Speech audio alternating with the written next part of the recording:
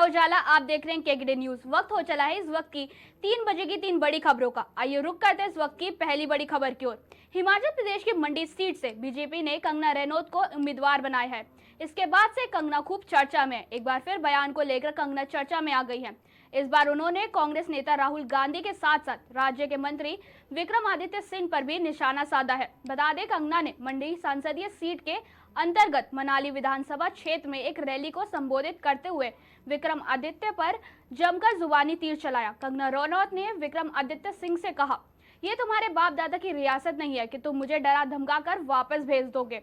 भाजपा उम्मीदवार कंगना इतने पर ही नहीं रुकी, उन्होंने कांग्रेस नेता राहुल गांधी और विक्रमादित्य सिंह को पप्पू कहकर भी संबोधित किया। आगे कंगना ने कहा कि दिल्ली में एक बड़ा पप्पू है और हिमाचल में एक छोटा पप्पू है जो कहते हैं कि कंगना गौमांस खाती है। आगे अभिनेत्री ने पूछा कि वह उनके गौमांस खाने का सबूत क्यों नहीं दिखा रहे हैं। इस पावन तृतीय नवरात्रि पे आपको पता है पूरा देश जो है वो देवी की पूजा में लीन है। माता का अनुष्ठान हो रहा है। छोटी छोटी बच्चियों को लाकर उनके पैर धोए जा रहे हैं, उनको शालुए दिए जा रहे हैं, टीकू दिए जा रहे हैं, बिंदिया लगाई जा रही है, प्रसाद और दक्षिणा दी जा रही है। इस तरह से हर जगह नारी शक्ति की जो है पूजा हो रही है, वंदन हो रहा है। लेकिन जो कांग्रेस की महिला विरोधी सोच है, जो उनकी दुष्ट सोच है, वो नवरात्रि में भी उस दुष्ट सोच को कोई विराम नहीं देते हैं। जब से मेरा नाम अनाउंस हुआ है, इनके इतनी मिर्ची लग रही है, इतनी मिर्ची लग रही है कि दिन रात मुझे अपमानित करने में दिन रात लगे हुए हैं। नवरात्रों में भी इनको चैन नहीं है कि एक बड़ा पप्पू है दिल्ली में, लेकिन हमारे यहाँ पे भी एक छोटा पप्पू है। वो कहता है कि मैं गौमांस खाती हूँ और उसके पास एक वीडियो है, तो वो वीडियो दिखाता क्यों नहीं है? उसके पास कोई तो इस चीज का प्रमाण होगा कि उसने मुझे गौमांस खाते हुए कहां देखा। कोई रेस्टोरेंट का बिल होगा, कोई फोटो होगा, कोई इंटरव्यू होगा। झूठा और एक नंबर का पलटूबाज है ये छोटा पप्पू। लेकिन आप इससे उम्मीद ही क्या कर सकते हैं जब इसका सीनियर बड़ा पप्पू कहता है कि हमें शक्ति का विनाश कर देना है। जो भी हिंदू धर्म की जो शक्ति है, देवी शक्ति जो है, उसका विनाश कर देंगे। तो जब बड़ा पप्पू ऐसे बातें करता है तो छोटे पप्पू से क्या उम्मीद की जा सकती है? उसे क्यों लगता है कि मैं अपवित्र हूं? क्योंकि मैंने अपने बाप के नाम के बिना, अपनी माँ के नाम के बिना, अपने आप खुद अपना नाम मुंबई नगरी में बनाया, इसलिए उसको लगता है मैं अपवित्र हूं। उसको क्यों लगता है मैं अपवित्र हूं? क्योंकि मैं पॉलिटिक्स में आना चाहती हूं। उसकी क्यों जलती है कि मैं पॉलिटिक्स में आना चाहती हूं? मैं अपनी महिला बहनों को पूछना चाहती हूं कि ये जो पुरुष प्रधान समाज है, आज तक हमने इनको वोट दिए हैं, आज तक हमने सब सपोर्ट किया है, लेकिन आप अपनी आंखें बंद कीजिए और अपने आप से पूछिए, जब आप सोचते हैं कि सेंटर में कितनी महिलाएं हैं, मिनिस्टर कितनी महिलाएं आपके सामने आती हैं? 2-3। आप जब राज्य में सोचते हैं कितनी महिलाएं मंत्री या मुख्यमंत्री हैं, कितनी महिलाएं आपके आंखों के सामने आती हैं? 2-3। यही क्या हमारी बेटियों का भविष्य है? अगर आपके मंडी की बेटी अपना छोटा अस्तित्व ढूंढ रही है, अपनी छोटी सी जगह ढूंढ रही है, तो उसमें जो लोगों को मिर्ची लगती है, तो ये चाहते क्या है कि हमारी बेटियां पॉलिटिक्स में आए ही नहीं? क्या ये पॉलिटिक्स जो है सिर्फ और सिर्फ पुरुषों के लिए ही रह जाए? एक तरफ ये पुरुष हैं और एक तरफ हमारे मोदी जी हैं, जिन्होंने महिलाओं को 33% आरक्षण दिया पॉलिटिक्स के लिए। आज मैं ये सब पप्पुओं को जो भी है, जो मुझे धमका रहे हैं, मैं चुनौती देती हूं कि ये तुम्हारे बाप दादाओं की रियासत नहीं है जो तुम मुझे डरा के धमका के यहां से बाहर भेज दोगे। ये नरेंद्र मोदी का नया भारत है। यहाँ एक छोटा सा गरीब माँ का बच्चा जो चाय बेचता था रेलवे स्टेशन पर, आज वो इस धरती का, इस देश का सर्वोच्च नायक है। ऐसे राजा बेटा मुझे बहुत मिले हैं। यही नहीं मिले, हर जगह मिले हैं। फिल्म इंडस्ट्री में भी इन राजा बेटाओं को मुझसे बड़ी प्रॉब्लम थी। वहां पे महिलाओं का शोषण करने का प्रचलन था। लड़कियों को इस्तेमाल किया जाता था, चुप करा के भगा दिया जाता था। इसके खिलाफ जब मैंने आवाज उठाई तो यही वंशवादी, यही परिवारवादी कुछ पप्पू जो शराब और ड्रग्स के नशे में धुत रहते हैं, इन्होंने मुझे डराया, मुझे धमकाया, यहां तक कि मुझे नोटिस भेजा और मुझे जेल में डालने की कोशिश की। लेकिन मेरा कुछ नहीं बिगाड़ सके। इन्होंने मुझे खत्म नहीं किया। मैंने अपनी फिल्मों से हीरो ही खत्म कर दिए।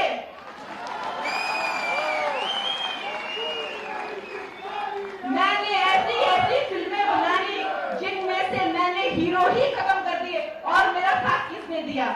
मेरा साथ इस भारत की जनता ने दिया, एक एक नागरिक ने दिया। और फिर भी मेरी फिल्मों को सफल बनाया। फिर एक और पप्पू मेरी जिंदगी में आए, उद्धव ठाकरे, जिन्होंने मुझे फिर डराया, फिर धमकाया, यहां तक कि उन्होंने मेरा घर तक तोड़ दिया। लेकिन आज वो भी ये तमाशा देख रहे हैं कि उनके जैसे उनकी जाति के कितने बिगड़े हुए बिगड़ैल मुझे डराने की कोशिश कर रहे हैं। लेकिन फिर भी मैं इस मंच पे हूं और फिर भी मेरे पास पूरा जनता का साथ है। तो मैं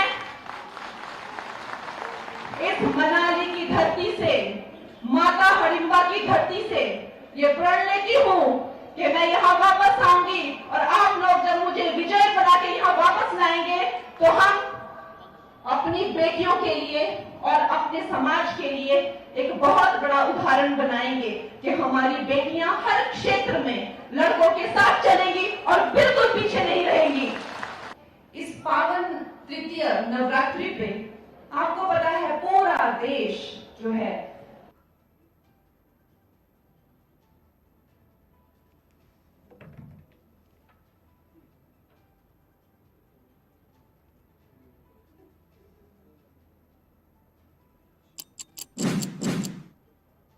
आइए रुक करते हैं इस वक्त की दूसरी बड़ी खबर की ओर। राष्ट्रीय जनता दल ने लोकसभा चुनाव 2026 के लिए परिवर्तन पत्र जारी कर दिया है और आरजेडी ने इस परिवर्तन पत्र में 24 वादे किए हैं, जिसमें 1 करोड़ नौकरी से लेकर महिलाओं को सालाना 1 लाख रुपए देने की बात कही गई है। इस पर तेजस्वी यादव ने कहा, परिवर्तन पत्र के जरिए 24 जन वचन हम लाए हैं। अगर इंडिया गठबंधन की सरकार बनेगी तो हम देश भर में 1 करोड़ युवाओं को सरकारी नौकरी देने का काम हम करेंगे। आने वाले 15 अगस्त को आपको बेरोजगारी से आज़ादी मिलना शुरू हो जाएगी। 15 अगस्त से नौकरी देने की प्रक्रिया हम शुरू देंगे।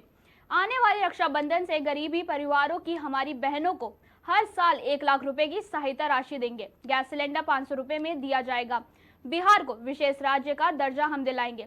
इसके आगे जेडीयू नेता विजय चौधरी ने राज्य के परिवर्तन पत्र में 1 करोड़ नौकरी देने के वादे पर कहा कि वे 20 करोड़ नहीं बोले। इसके लिए धन्यवाद। आगे सुनते हैं किस नेता ने क्या कुछ कहा।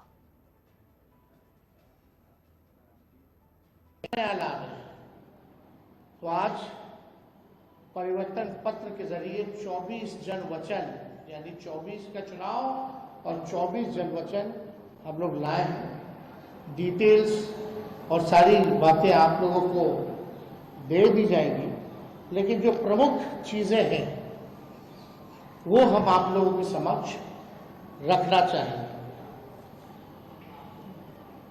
जनमत, जनता अगर हमको ताकत देती है, अगर हमारी इंडिया अलायंस की सरकार बनेगी तो देश भर में 1 करोड़ नौजवानों को नौकरी, सरकारी नौकरी हम लोग देने का काम करेंगे। 1 करोड़ नौकरी पूरे देश में। पूरे देश में 30 लाख नौकरियां जो है रिक्त पड़ी है, उसको तो भरेंगे ही भरेंगे, लेकिन 70 लाख नौकरी का जो है पदों का हम लोग सृजन करेंगे। आप लोग जानते हैं नौकरी, बेरोजगारी सबसे बड़ा हम लोगों का दुश्मन है। आज भाजपा के लोग इस पे कोई चर्चा नहीं करते। 2 करोड़ हर साल उन्होंने नौकरी का वादा किया था, लेकिन हम लोग सच्चे लोग हैं। जो कहते हैं वो करके दिखाते हैं। तो पूरे देश भर में 1 करोड़ लोगों को हम लोग जो है सरकारी नौकरी देने का काम करेंगे। 2 तारीख जो है वो मतलब 2 डेट याद कर लीजिए। देश में 15 अगस्त, आने वाला जो 15 अगस्त है, आपको बेरोजगारी से आजादी मिलना शुरू हो जाएगा। आने वाला जो जिस समय हमारा देश आजाद हुआ था, जिस तारीख को, हम लोगों का प्रण है कि हम लोग 15 अगस्त से बेरोजगारी से आजादी हम लोग लाए, यानी सरकार आएगी तो 15 अगस्त से हम लोग जो है नौकरी की प्रक्रिया शुरू कर देंगे। दूसरा तारीख आप लोग ध्यान से रखिएगा, जो आने वाला रक्षाबंधन है, गरीब परिवार की बहनों को हम लोग प्रत्येक वर्ष में 1 लाख रुपए का सहायता हम लोग देने का काम करेंगे। जो रक्षाबंधन आएगा उसी दिन से हमारी बहनों को, जो गरीब परिवार में है, हर एक साल 1 लाख रुपए का हम लोग जो है सहायता देंगे। और आप लोगों के समक्ष हम बताना चाहेंगे, तीसरा, कि 500 रुपए में गैस सिलेंडर का भाव जो है कर दिया जाएगा। आज जो है 1200-1500 मिल रहा है। पुरानी पेंशन योजना ओपीएस को हम लोग लागू करेंगे। और सबसे महत्वपूर्ण, बिहार को विशेष राज्य का दर्जा हम लोग दिलाएंगे। बिहार को विशेष राज्य का दर्जा दिलाएंगे।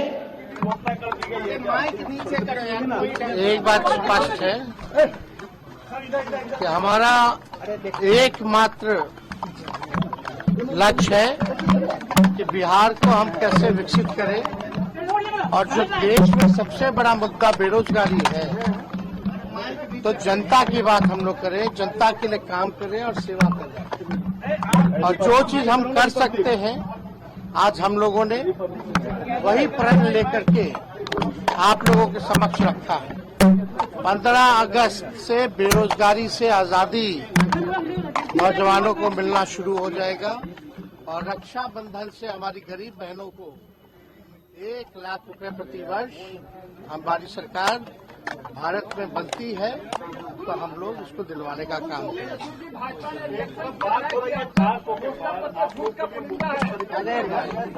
वो उनकी बात है, वो उनकी बात है। जनता ना मालिक है, जनता मालिक है, और जनता मालिक का आशीर्वाद जहां भी हम लोग जा रहे हैं हम लोगों को मिल रहा है।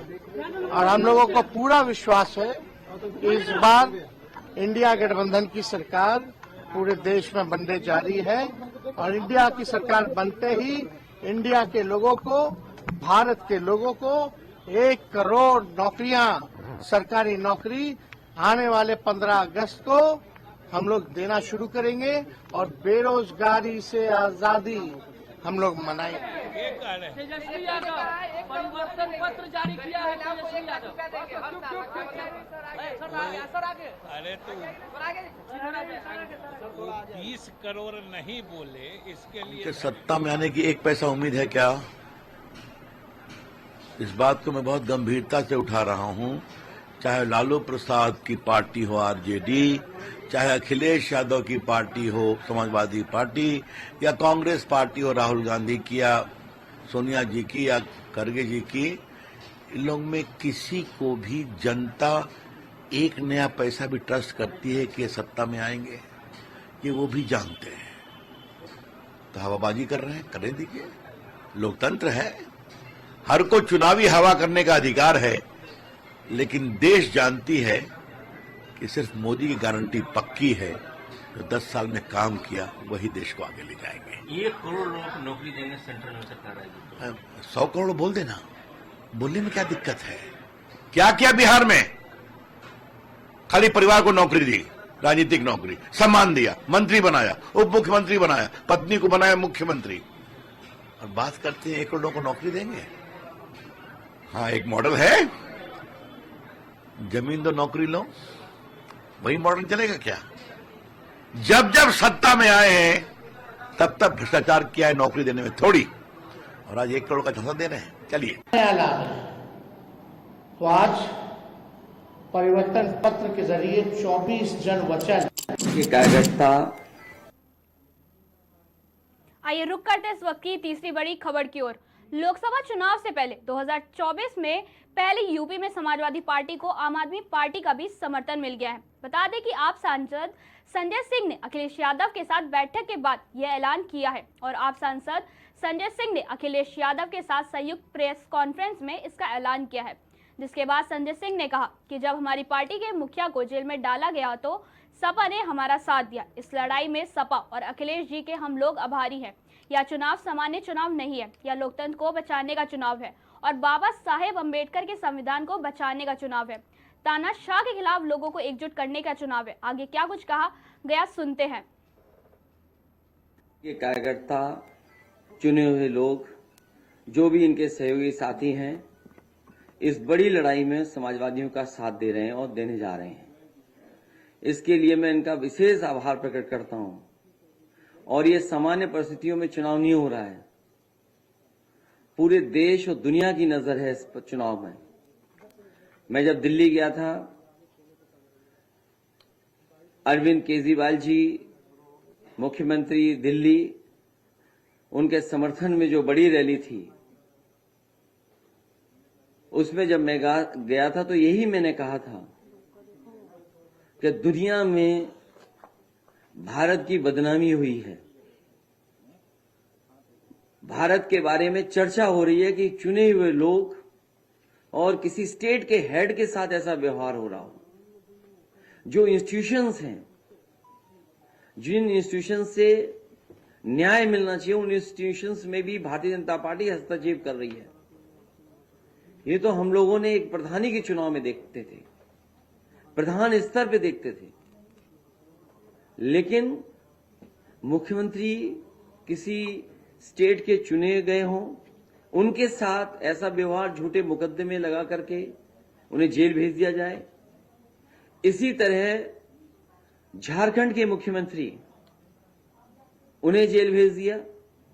और कौन नहीं जानता कि उन्हीं इंस्टीट्यूशन, उन्हीं संस्थाओं के सहारे अपनी सरकार बनवा ली महाराष्ट्र में, या उन्हीं संस्थाओं से डरा करके वसूली कर ली, या उन्हीं संस्थाओं को से डरा करके, और अब तो पुलिस को आगे कर करके लोगों को अपनी पार्टी में शामिल कर रहे हैं। कई साथी जो भारतीय जनता पार्टी में गए हैं, उन्होंने कहा कि हम शरीर से तो जा रहे हैं, लेकिन हम आत्मा से और अंदर से आपके साथ हैं। तो सोचिए, ऐसे डर के और डरा के लोगों को अपने दल में शामिल कर रहे हैं। तो इसलिए लोकतंत्र को बचाने के लिए, संविधान को बचाने के लिए, और हमारे भारत की जो पहचान दुनिया में है, उसको बचाने के लिए इस लड़ाई में आप पार्टी का जो सहयोग और मदद मिल रही है, उसके लिए मैं संजय सिंह जी का बहुत बहुत धन्यवाद, आभार प्रकट करता हूं। इन्हें भी बहुत परेशानी और कष्ट का सामना करना पड़ा। इन पे भी झूठे मुकदमे लाद करके इन्हें भी परेशानी में डाल दिया। और जो परेशानी में जाता है लोकतंत्र में, जनता उसे कभी न कभी सम्मान देती है। और हमें उम्मीद है कि जो जनता देख रही है, वो जो ऐसे काम करने वालों के खिलाफ मतदान इस बार होने जा रहा है, करेगी जनता। मैं संजय सिंह जी से कहूंगा कि अपनी बात रखें। मैं पहले तो बहुत आभार व्यक्त करता हूं समाजवादी पार्टी के राष्ट्रीय अध्यक्ष माननीय अखिलेश यादव जी का, कि ऐसे संकट की घड़ी में जब हमारी पार्टी के मुखिया को जेल में डाल दिया गया है, दिल्ली के 2 करोड़ लोगों के द्वारा निर्वाचित, 3 बार प्रचंड बहुमत से निर्वाचित मुख्यमंत्री को जेल में डाल दिया गया है, समाजवादी पार्टी के मुखिया हमारे समर्थन में दिल्ली पहुंचे, रैली को संबोधित किया। आज भी उन्होंने भाभी जी से बातचीत करके उनसे हाल चाल पूछा, सुनीता भाभी से। तो मैं इसके लिए विशेष रूप से आभार व्यक्त करता हूं आपका। और जिस तरह से दिल्ली में भी ऑपरेशन लोटस शुरू कर दिया गया है, आपने देखा किस तरह से हमारे एक मंत्री को, जिस पे पहले ईडी का छापा पड़वाया गया और बाद में उसको इस्तीफा देने का दबाव बनाया गया। इस लड़ाई में आपने हमारा साथ दिया। फिर से मैं आपकी पार्टी का और आपका हृदय से आभारी हूं। ये 2024 का चुनाव कोई सामान्य चुनाव नहीं है। ये भारत के लोकतंत्र को बचाने का चुनाव है, बाबा साहब के संविधान को बचाने का चुनाव है और समाज के वंचित, पिछड़े, शोषित लोगों के अधिकार जो छीने जा रहे हैं, देश के नौजवानों को बेरोजगारी के दलदल में जो धकेला जा रहा है, हिंदुस्तान को जो महंगाई की चपेट में लिया जा रहा है, उससे बचाने का चुनाव है। ये 24 का चुनाव कोई सामान्य चुनाव नहीं है। ये एक तानाशाह हुकूमत के खिलाफ लोगों को लामबंद करने का भी चुनाव है। और मैं सिर्फ इतना कहना चाह रहा हूं कि इंडिया गठबंधन 2024 का चुनाव जीतेगा और समाजवादी पार्टी के जितने भी आज जो बातचीत हुई आपसे, अखिलेश जी से, अध्यक्ष जी से, जहां जहां समाजवादी पार्टी के कैंडिडेट उत्तर प्रदेश में हैं, हम यूपी का चुनाव नहीं लड़ रहे हैं। हमारा एक एक कार्यकर्ता, जहां हमारे निर्वाचित प्रतिनिधि हैं, सभासद हैं, चेयरमैन हैं, वो सारे लोग और एक एक कार्यकर्ता समाजवादी पार्टी के कैंडिडेट को जिताने के लिए काम करेगा, क्योंकि ये बड़ी लड़ाई है, लोकतंत्र को बचाने की लड़ाई है, तानाशाही को खत्म करने की लड़ाई है। और मैं तो बार बार कहता हूं कि कोई भी राजनेता अगर वो चुनाव जीत रहा होता है तो ऐसे हथकंडे नहीं अपनाता जैसे प्रधानमंत्री जी कर रहे हैं। अगर आप अपने विपक्षियों पे मुकदमे लगा रहे हैं, उनको फर्जी मुकदमे लगा के जेल में डाल रहे हैं, तो इसका मतलब आपके अंदर कॉन्फिडेंस नहीं है। चुनाव के समय में आप ऐसी कार्रवाई कर रहे हैं।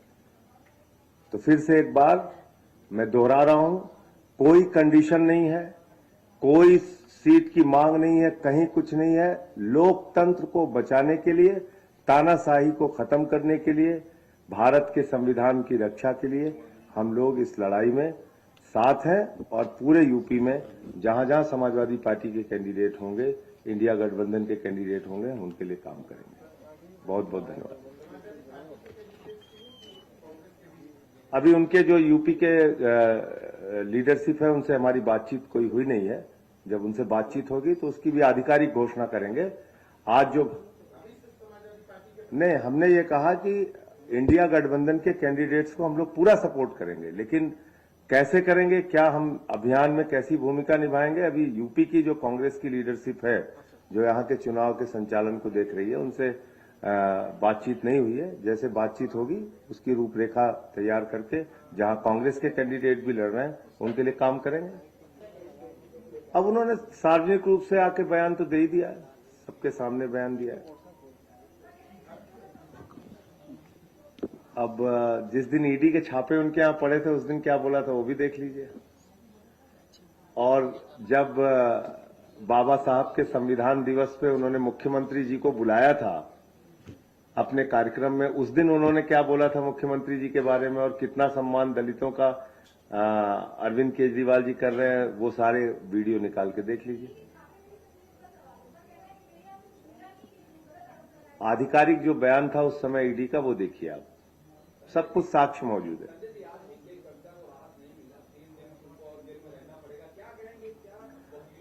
पीएमएलए का जो कानून है वो जटिलताओं से भरा हुआ है। उसमें ऐसे अमेंडमेंट्स हो गए 2018 में जिसमें बेल मिलना मुश्किल होता है। और मैंने आपको बताया, कई बार बता चुका, कई इंटरव्यू में बता चुका, किस तरह से फर्जी मामले तैयार किए गए हैं दिल्ली के मुख्यमंत्री अरविंद केजरीवाल जी के खिलाफ। 10-10, 12-12 बयान ले रहे हैं। 10 बयान में कुछ नहीं बोल रहा आदमी, जैसे उसको अरेस्ट करते हैं, उससे गवाही लेते हैं और फिर उसकी बेल हो जाती है। ये क्या है? सामान्य व्यक्ति भी समझ सकता है।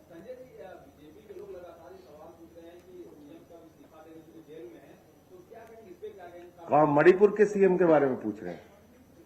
किस सीएम के बारे में पूछ रहे हैं? नहीं, मणिपुर के सीएम को इस्तीफा देना चाहिए। 1 साल से जहां पे हिंसा हो रही है, एक कारगिल के फौजी की पत्नी को निवस्त करके घुमाया गया, जिस राज्य के अंदर कत्लेआम हो रहा है, वहां के मुख्यमंत्री का इस्तीफा नहीं मांगते। जिस अजय मिश्रा टेनी के बेटे ने 4 किसान अन्नदाताओं को कुचल के मार दिया, वो देश के गृह राज्य मंत्री हैं, उनका इस्तीफा नहीं मांगते। अरविंद केजरीवाल का इस्तीफा चाहिए, जो बिजली, पानी, शिक्षा, स्वास्थ्य पे अनुकरणीय काम कर रहे हैं। तो कम से कम नैतिकता भारतीय जनता पार्टी से नहीं सीखनी है। मैं तो कहता हूं कि ये मोदी की गारंटी है, एक एक भ्रष्टाचारी को नहीं छोड़ूंगा, इस बात की गारंटी है। पूरब से लेकर पश्चिम तक, उत्तर से लेकर दक्षिण तक हर भ्रष्टाचारी को बीजेपी में शामिल करूंगा, इस बात की गारंटी है। अजीत पवार ले लीजिए, नारायण राणे ले लीजिए, छगन भुजबल ले लीजिए, जनार्दन रेड्डी ले लीजिए, किसकी बात, हसन मुशर्रफ ले लीजिए, हेमंत विश्व शर्मा ले लीजिए, शुभेंदु अधिकारी ले लीजिए, मुकुल राय ले लीजिए, कितने नाम गिनाए। चुन चुन के देश के बड़े बड़े भ्रष्टाचारियों को अपनी पार्टी में शामिल कर रहे हैं और वो भ्रष्टाचार के खिलाफ बोलते हैं। तो इसलिए ये दोहरा मापदंड है।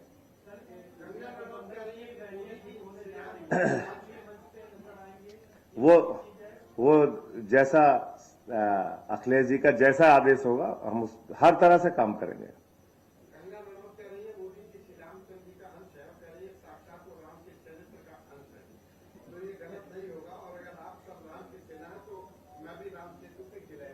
किसके लिए कह रही हैं कि अब देखिए जब इंसान अपने आप को भगवान से तुलना करने लगे तो वो अहंकार की पराकाष्ठा होती है। प्रभु श्री राम मर्यादा के प्रतीक हैं। प्रभु श्री राम हिंदुस्तान के करोड़ों लोगों के आदर्श हैं। उनसे किसी की तुलना करना, मैं समझता हूं कि ये प्रभु श्री राम का अपमान है, और ऐसा अगर उन्होंने किया है तो लोग उनका जवाब देंगे। कार्यकर्ता